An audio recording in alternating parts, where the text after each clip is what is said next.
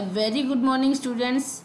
Today we are going to study class 11th from the Hornbill book, chapter 4, Landscape of the Soul. This is written by Nathalie Trauray. Let us see about the author. Nathalie Trauray, wife of the Belgian ambassador to India, is an art historian. Nathalie, who has done her masters in the history of art and archaeology with a specialization in Japanese art from the Catholic University of Leuven in Belgium, is painted at the eroding heritage of Delhi. Let us see the brief introduction of this chapter. This chapter, written by Nathalie Trauray, the chapter is about how different the Chinese art form is from the European art form. The writer uses two stories to make a contrast.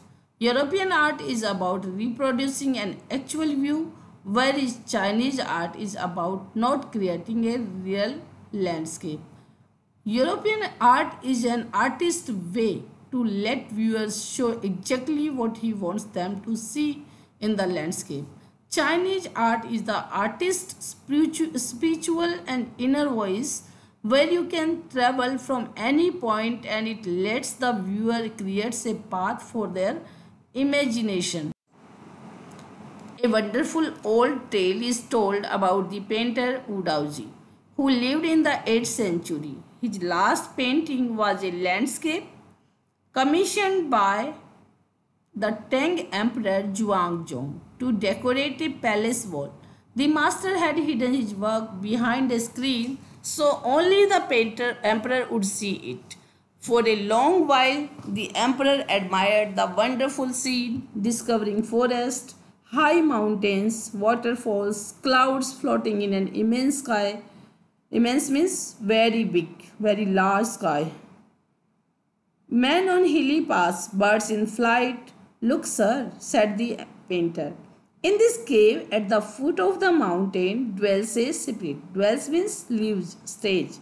The painter clapped his hands and the entrance to the cave opened. Entrance means door. A painter named Wu Daoji, who lived in the 8th century, was assigned to decorate a palace wall by the Tang Emperor Zhuangzong. It was his last painting. The painter hid his work behind the screen so the only emperor would see it. The emperor, upon looking at the painting, admired many things into that painting, like discovering forest, high mountains, waterfalls, floating clouds, men on hilly paths and birds in flight. The painter then made him look at a cave in the painting.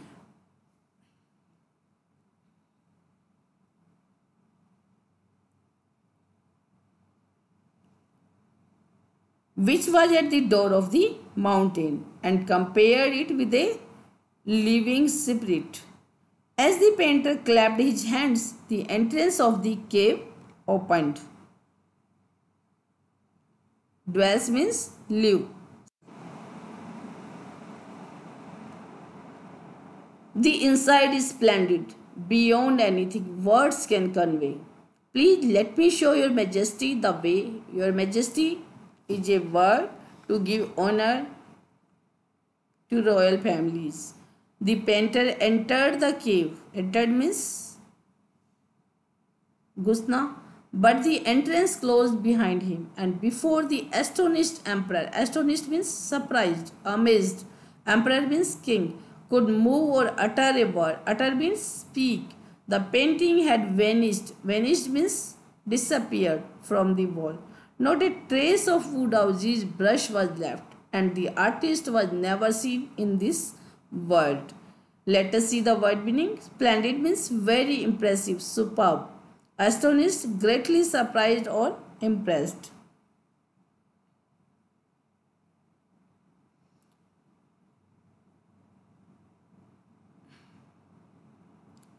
अब देखो, when the door opened,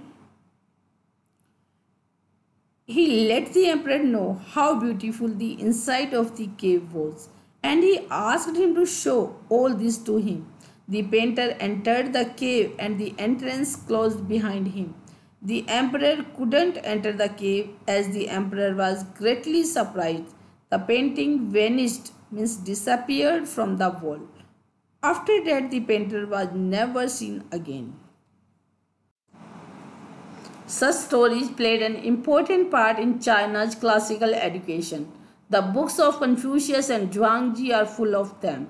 They helped the master to guide his disciple in the right direction. Beyond the anecdote, they are deeply revealing of the spirit in which art was considered. Contrast this story or another famous one about a painter who wouldn't draw the eye of a dragon he had painted for fear it would fly out of the painting. With an old story from my native Flanders that I find most representative of Western painting.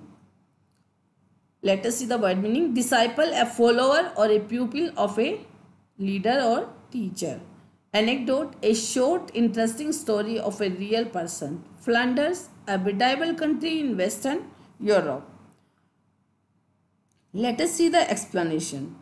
These stories played an important role in classical education in China. Similarly, like the books of Confucius and Zhuangzi are full of such stories, as they help the master to help and guide his followers in the right directions. These stories are considered to be deeply revealing of the spirit, just like the art. They are another famous story in contrast to the previous one, where the painter wouldn't paint the eye of a dragon. He feared that the dragon would fly out from the painting. It was one of the stories from many others which came from a medieval country in Western Europe. In 15th century Antwerp, a master blacksmith called Quentin Messis fell in love with a painter's daughter. The father wouldn't accept a son-in-law in such a profession. So Quentin sneaked into painter's studio and painted a fly on his latest panel with such delicate realism that the master tried to sweat it away before he realized what had happened. Quentin was immediately admitted as an apprentice into his studio. Antwerp, a city of northern Belgium. Delicate realism, the quality of art that makes it seem real. Sweat, hit or crush something. Apprentice means trainee or learner. During the 15th century in Antwerp, a master blacksmith named Quentin Messis falls in love with a painter's daughter.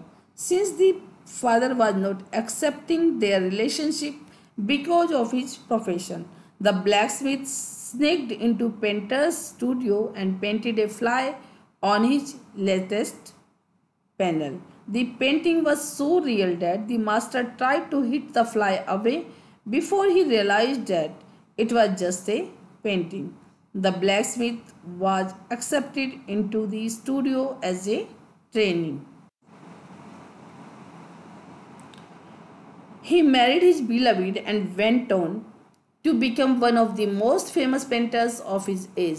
These two stories illustrate what each form of art is trying to achieve: a perfect illusionistic likeness in Europe, the essence of real inner life and spirit in Asia.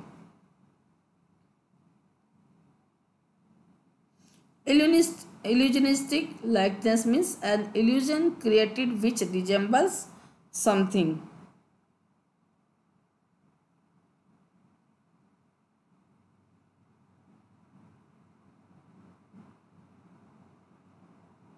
The blacksmith was accepted in the studio as a trainee. He married the painter's daughter and later became one of the famous painters of his time. The two stories told above are trying to illustrate the form of art in two different regions. In Europe, the art is perfect and like an illusion which resembles something. In Asia, The art gives an essence of inner life and spirit. In the Chinese story, the emperor commissions a painting and appreciates its outer appearance. But the artist reveals means tells to him the true meaning of his work. The emperor may rule over the territory he has conquered. Territory means area. Conquered means one. But only the artist knows the way within. Let me show the way. The Tao, a word that means both the path or the method and the mysterious works of the universe. The painting is gone, but the artist has reached his goal beyond any material appearance. As in the Chinese story, the artist reveals the true meaning of his work to the emperor who rules over his territory but didn't know the way within. The emperor only saw the outer appearance of the wall painting. The work was mysterious and Tao, which means something which has both past in what the artist did. But the painting was gone after the artist reached the cave. The motive was fulfilled that some work is beyond material appearance. A classical Chinese landscape is not meant to reproduce an actual view, as would a Western figurative painting. Figurative painting means metaphoric representation of an art. Whereas the European painter wants you to borrow his eyes and look at a particular landscape exactly as he saw it, from a specific angle. The Chinese painter does not choose a single viewpoint. His landscape is not a real one and you can enter it from any point, then travel in it. The artist creates a path for your eyes to travel up and down, then back again in a leisurely movement. Leisurely means unhurried or relaxed way. The Chinese landscape painting is not made with a real viewpoint, but it is a representation of the artist's thought. With the artist's thought. The Western painting in Europe is a figurative art form. The European painter paints a landscape to show you a specific scene of the landscape, whereas the Chinese painter doesn't choose a real viewpoint. You can enter the painting from any point and can travel anywhere where your thoughts and imagination take you. The Chinese artist wants you to travel by creating your own path and then come out in a relaxed movement. This is even more true in the case of the horizontal scroll, in which the action of scroll slowly opening one section of the painting, then rolling it up to move on to the other, adds a dimension of time which is unknown in any other form of painting. It also requires the active participation of the viewer, who decides at what pace he will travel through the painting. A participation which is physical as well as mental. The Chinese painter does not want you to borrow his eyes, he wants you to enter his mind. The landscape is an inner one, a spiritual and conceptual space. In China, let us see the conceptual space means relation with an abstract representation. In China, this mode of seeing a painting is more enjoyable. A horizontal scroll is a form where one section of the painting is opened one by one, rolling it up to move on the other side. It creates a dimension which is not practiced in any other form of artwork.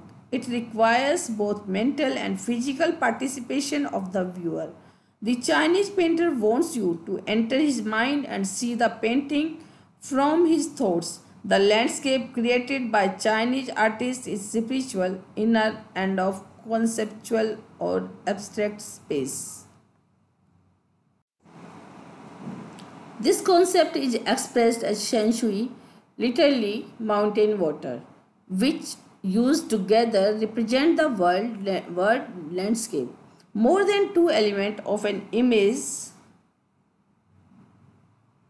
These represent two complementary poles reflecting the Taoist view of the universe.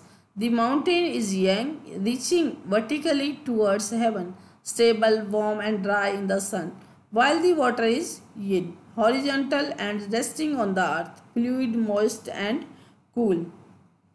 The Chinese concept of art is also expressed as shen shui, which also means mountain water. It is used together to represent the word landscape. The two complementary poles of an image reflect the Taoist view. The mountain in the landscape is yang, which means to reach vertically towards heaven, stable, warm, and dry in the sun.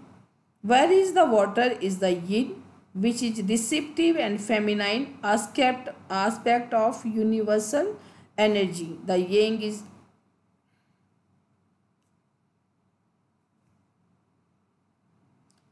resting on the earth. This is fluid, moist, and cool. The interaction of yin, the receptive feminine aspect of universal energy, and its counterpart yang, active and masculine, is of course a fundamental notion of Taoism. What is often overlooked is an essential third element, the middle void, where their interaction takes place. This can be compared with the yogic practice of pranayama. Breathe in, retain, breathe out. The suspension of breath is the void. Where meditation occurs, the middle void is essential. Nothing can happen without it. Hence the importance of the white unpainted space in the Chinese landscape. Taoism means a Chinese philosophy based on the writings of Lao Tzu. Void means empty, vacant. The yang is active and masculine and the opposite of yin. There is a third essential element, which is a middle void, which is the place where they interact. This middle void can be compared to pranayama, which means to breathe in, retain, and breathe out. Here the suspension of the breath is the void in which meditation process. It is an essential part as nothing can happen without it. Hence the white unpainted space in Chinese landscape is equally important. This is also where man finds a fundamental role. In that space between heaven and earth, he becomes the conduit of communication between both poles of the universe. His presence is essential even if it is only suggested far from being lost or oppressed by the lofty peaks. He is, in Francois Chang's wonderful expression, the eye of the landscape. Conduit means channel, tube. Oppressed means burdened, worried. Loftily means tall or high.